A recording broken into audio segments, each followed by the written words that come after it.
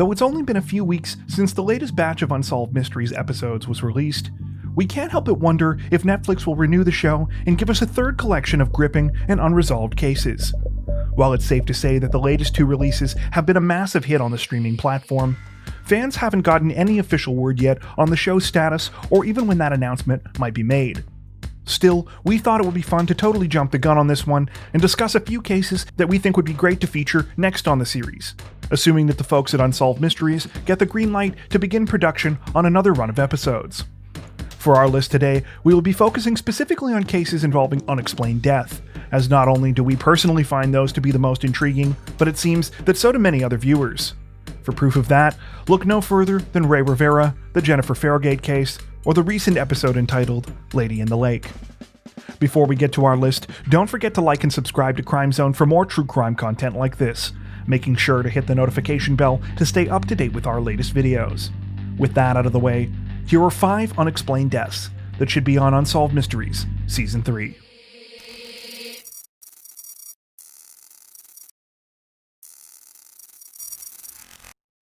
Of all of the cases on today's list, the unexplained death of Kevin Heinle is definitely the one we know the least about.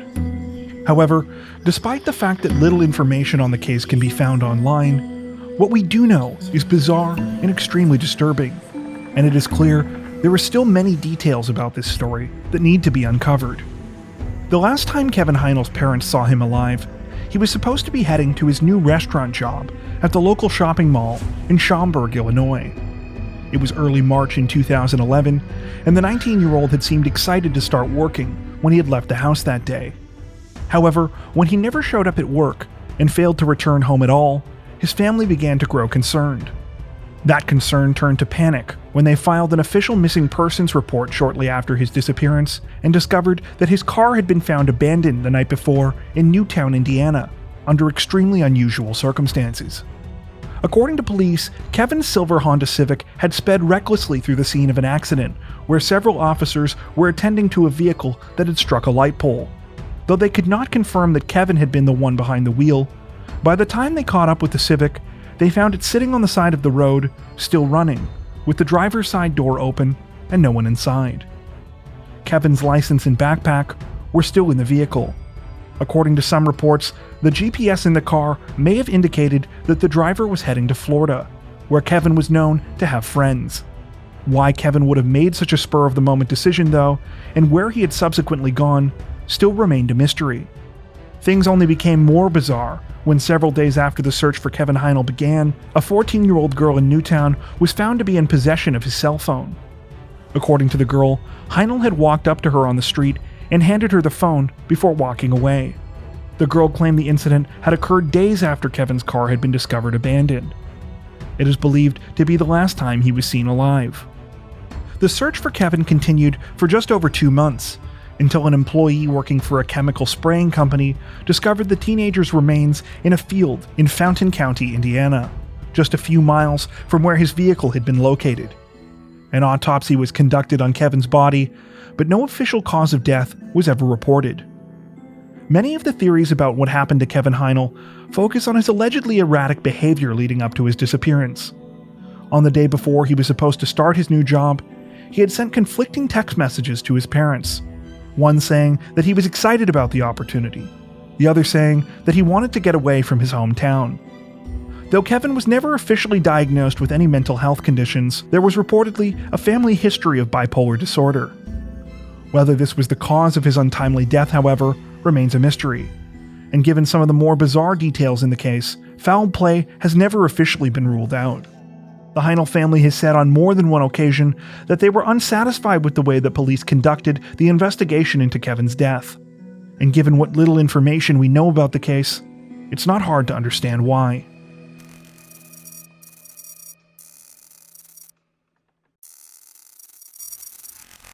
In addition to the unexplained nature of their deaths, the case of Chris Kremers and Lisanne Froon would be a perfect choice for Unsolved Mysteries simply because of how downright creepy it is. On March 15, 2014, Kremers and Froon arrived in Panama for what was supposed to be several weeks of vacation mixed with volunteer work. The women were students back in their home country of the Netherlands and hoped to use the trip to learn Spanish, as well as work with children in some of the smaller communities they planned to visit. The first 2 weeks of the vacation went exactly as scheduled. The women spent time in some of the more popular tourist destinations before heading to the town of Boquete. The town is located in Panama's westernmost province, in the cloudy forests of the Green Mountain Highlands, roughly 60 kilometers from the border with Costa Rica. The area is known for its dazzling views and ecotourism, as well as its steep and winding trails. When the women arrived in Boquete, they were disappointed to find out that there had been a miscommunication. There would be nothing for them to do at the school they had hoped to volunteer at for at least a few days. Still, Froon and Kremers decided to make the most of their time there and decided to see some of the sights while they waited. On the morning of April 1st, the women borrowed the dog of the family they were staying with and headed for the Pianista Trail, named for the keyboard-like steps that lead hikers from Boquete to the higher elevation of the Continental Divide. Before they left, Kremers and Froon were spotted having brunch with 2 young Dutchmen. It is believed this is the last time they were seen alive. That night, the family that Froon and Kremers had been staying with became concerned after their dog returned home without the young women. At the same time, the women's social media pages stopped being updated, and their families stopped receiving text messages from them. An aerial search began 2 days after the disappearances, and by April 6th, the families of Kremers and Froon had arrived in Panama, along with Panamanian police, dog units, and even detectives from the Netherlands. However, the searches ultimately came up empty. 10 weeks later, a woman who belonged to one of the local indigenous tribes turned in Lisa and Froon's backpack to authorities. She told investigators that she had found the bag in a rice paddy and that she was sure it had not been there the day before. The backpack contained 2 pairs of sunglasses, $83 US in cash, Froon's passport, her camera, a water bottle, 2 bras, and both the women's phones. All of these items appeared to be dry and in good condition. A closer inspection of the phones revealed a series of startling attempts to call emergency services over a period of several days on both devices. The attempts began just hours after the women had left on the Pianista Trail. However, with the exception of a single call that connected for a little over a second, the women were unable to get cell phone reception. After April 3rd, the phones were turned on and off periodically to check for a signal. Froon's phone ran out of battery on April 5th and showed no further activity. Strangely, Kremers' phone showed activity as late as April 11th, but never received the proper PIN code to unlock her iPhone after April 6th, despite several attempts. When investigators looked at Froon's camera, they made more disturbing findings. The photos taken on April 1st started off normal, with no signs of anything unusual. However, on April 8th, 90 flash photos were taken between 1 and 4 in the morning, deep in the jungle and near complete darkness. Some photos appeared to be of a river or ravine. Others show items like twigs, plastic bags, and candy wrappers on top of a rock. One photo was simply of the back of Chris Kremers' head. The discovery of the backpack triggered a renewed search effort of the nearby area. 2 months later, close to where the backpack had been found, a pelvis and a boot with a foot inside were uncovered. Eventually, more than 30 pieces of widely scattered bones were also located, and DNA testing confirmed that the remains belonged to the 2 missing women. However, neither woman's cause of death has ever been determined. The story has understandably generated all sorts of theories. These range from the simple yet tragic theory that the women were lost and injured on their hike and succumbed to the elements, to more sinister theories involving drug cartels and cannibal tribes who may have abducted the women. Regardless of your personal beliefs about this case, it's clear that there is much more to learn about the unexplained deaths of Chris Kremers and Lisa and Froon.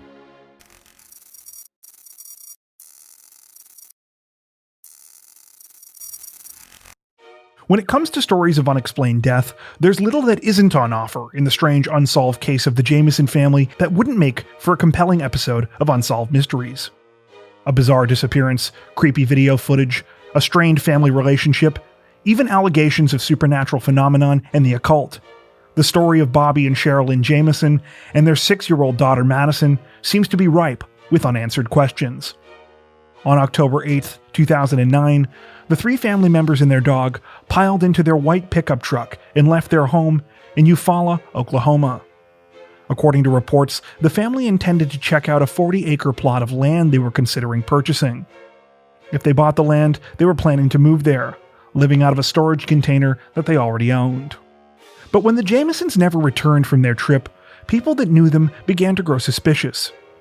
A search for the missing family began, culminating in the discovery of their abandoned pickup truck several days later in Latimer County, about an hour's drive from their home. Inside the vehicle, police discovered a bizarre scene. Bobby and Sherilyn's cell phones and wallets had been left in the truck, along with their GPS, maps, and the family's dog. The animal was malnourished, but still alive. The Jamesons' vehicle did not show any signs of damage, which ruled out the likelihood of some sort of accident, and it also did not appear that the family planned on being away from their home for very long, since they had packed lightly. However, the final and perhaps strangest detail was the discovery of $32,000 cash in the Jamesons' truck. though this would appear to make sense considering the family had ostensibly taken the trip to buy land. Both Bobby and Sherry Lynn were on disability at the time of their disappearance, and family and friends were baffled as to how the couple could have obtained so much money. Despite police locating the vehicle, it would be more than 4 years before the fate of the Jamesons was finally learned. In November of 2013, two hunters stumbled upon the family's skeletal remains, approximately 3 miles away from where their truck had been found in the Sands Boys Mountains. Unfortunately, the discovery did little to resolve any of the mysteries in the case. The bodies were too far decayed to determine a definitive cause of death, and provided little in the way of additional clues for investigators. As time went on, more details about the Jamesons began to emerge. The family was known by many of their former neighbors to be reclusive and strange. Part of this may have been due to Sherry Lynn's struggles with bipolar disorder, which she is said to have managed poorly. Bobby was also experiencing difficulties. A car accident in 2003 had left him with chronic back pain, and this often negatively affected his mood. Understandably, the couple's mutual issues put strain on their relationship, and it was widely known that their marriage was an unhappy one. Those that knew the family also said that Bobby and Sherry Lynn believed that their house was haunted. Bobby in particular had reportedly developed a paranoia about an evil presence in the house, and the couple had at one point sought the help of a local pastor. Additionally, Sherry Lynn had allegedly told many of her neighbors that she was a witch. While the supernatural element to the story is not one to necessarily take very seriously, it does offer insight into the mental states of the Jameson family at the time of their disappearance. Then, there is the infamous surveillance video taken on the day that the Jamesons went missing. Many have described the video as disturbing, both because of the many trips the family makes back and forth to their vehicle before leaving, as well as the way it appears that they are not communicating. Some have gone as far as to describe the family's demeanor in the video as zombie-like. As for what to make of the family's bizarre disappearance and death, theories diverge wildly. Some point to the large amount of cash in the vehicle and the Jamesons' seemingly abnormal mental states as evidence that they were involved in selling methamphetamine, and that their deaths were the result of a drug deal gone wrong. Others believe that the entire trip could have been a cover for a murder-suicide plot by either Sherry Lynn or Bobby, though no weapon was ever recovered at the site where the family's remains were found. The most sinister theories allege that the family may have been victimized by killers targeting the Jamesons' young daughter. However, none of these theories has ever been backed by hard evidence. As the years have passed, the case has become well known in true crime circles, and it's not hard to understand why. We think it would make an excellent addition to the Unsolved Mysteries library.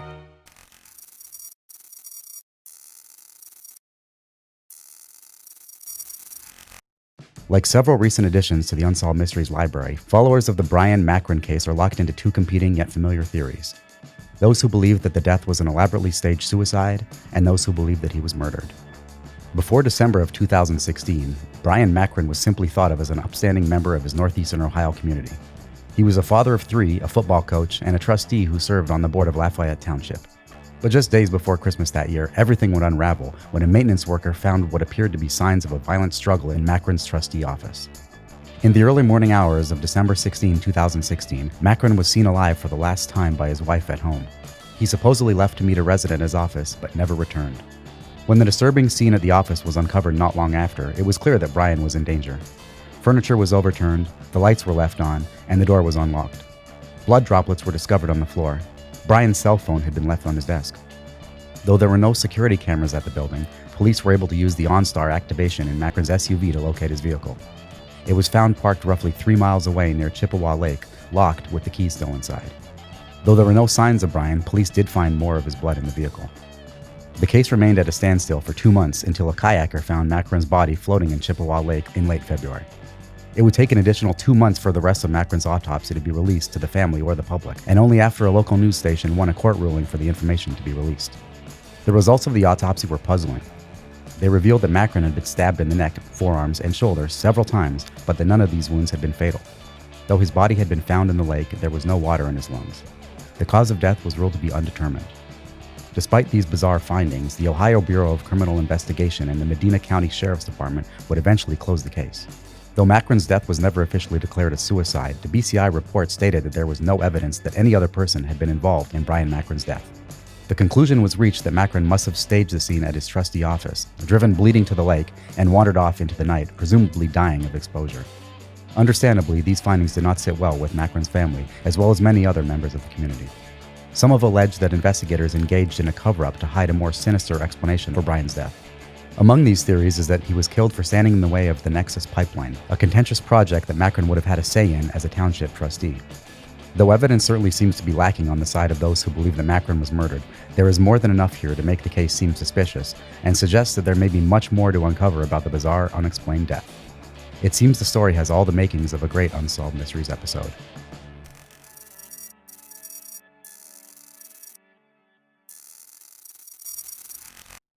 Take just a cursory glance at the Mitrice Richardson story, and it should quickly become clear why it deserves to be an episode of Unsolved Mysteries.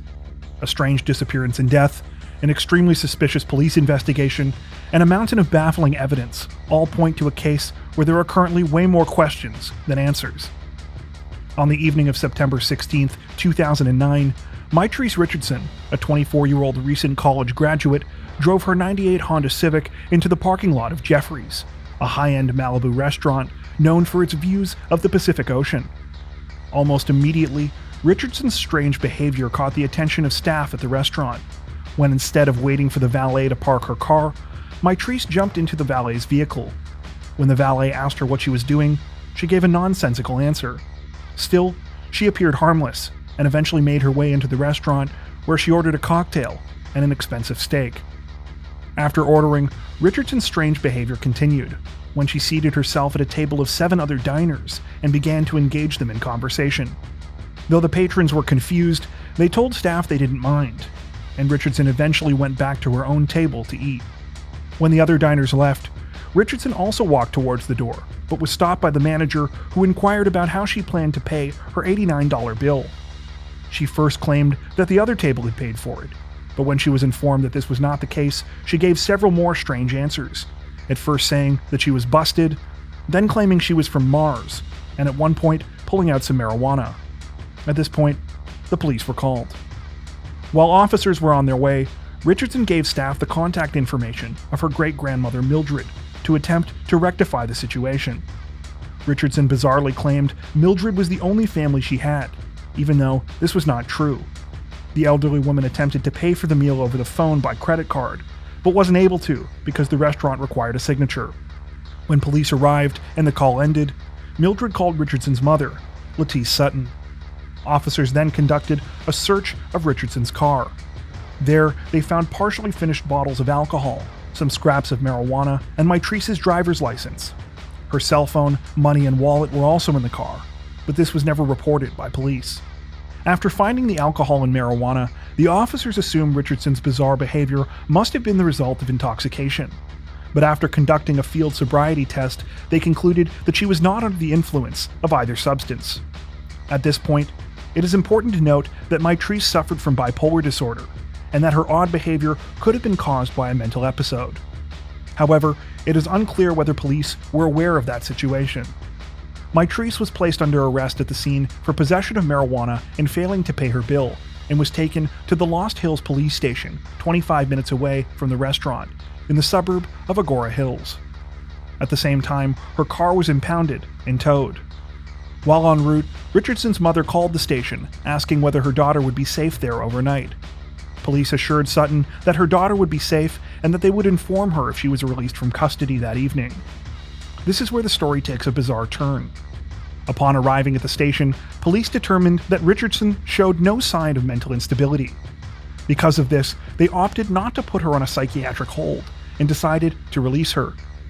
Richardson's mother was not notified of her daughter's release, and it appears that again, the only person Mitrice attempted to contact was her great-grandmother, though she was unsuccessful.